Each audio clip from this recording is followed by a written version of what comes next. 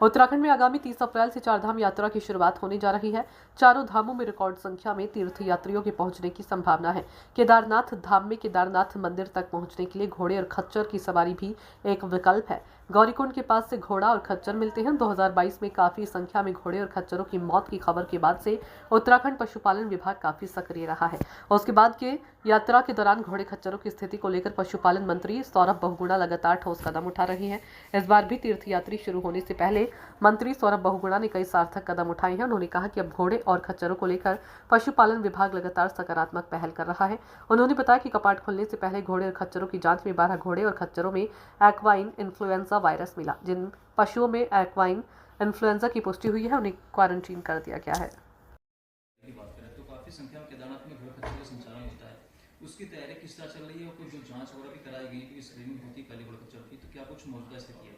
देखिए, कोशिश रही हमारी 2022 में जिस तरीके से बहुत शिकायतें आती थी क्रूरता की, घोड़ों की डेथ की, तो हमने एक नया पैटर्न शुरू करा था कि हमने यात्रा शुरू होने से पहले ही जिन गाँव से घोड़े खच्चर आते हैं उन गाँव में छोटे छोटे हेल्थ कैंप्स और रजिस्ट्रेशन कैंप्स लगाने शुरू कर दिए थे।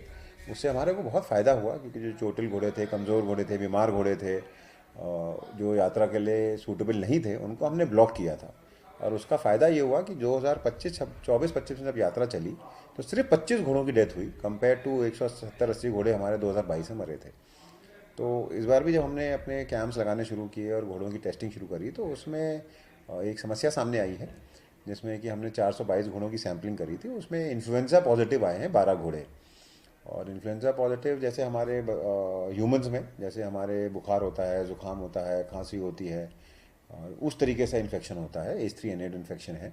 और उसको देखते हुए आज हमने एक VC भी करी है जिसमें सारे रुद्रप्रयाग के DM भी थे और हमारे CVOs थे, हमारे सचिव थे, हमारे एनवायरमेंट विभाग के डायरेक्टर, सारे हमारे अधिकारीगण। और उसमें हमने एक एक्शन प्लान डिसाइड किया है कि किस तरीके से इसको स्प्रेड करने से रोका जाए, किस तरीके से ऐसे घोड़ों को रजिस्ट्रेशन प्रोसेस से बाहर किया जाए जब तक उनकी रिपोर्ट पॉजिटिव नहीं आ जाती कि वो इन्फ्लुएंजा फ्री हो चुके हैं। अभी तक जो मेन डिस्ट्रिक्ट्स में हमने घोड़े खच्चरों पे टेस्टिंग करी थी उसमें उत्तरकाशी, रुद्रप्रयाग, टेहरी और आपका चमोली और बागेश्वर, ये 5 डिस्ट्रिक्ट जहाँ से मैक्सिमम घोड़े आते हैं चारधाम यात्रा के लिए, इनमें हमने घोड़ों की सैम्पलिंग करी है। अगर आप इन पूरे 5 डिस्ट्रिक्ट से घोड़ों की संख्या है तो 23,120 घोड़े हैं जो इन जिलों में रिसाइड करते हैं। तो आज हमने निर्देशित किया है कि अब हम मास स्क्रीनिंग करेंगे। उस स्क्रीनिंग में लगभग हमको 2 हफ्ते का समय लगेगा।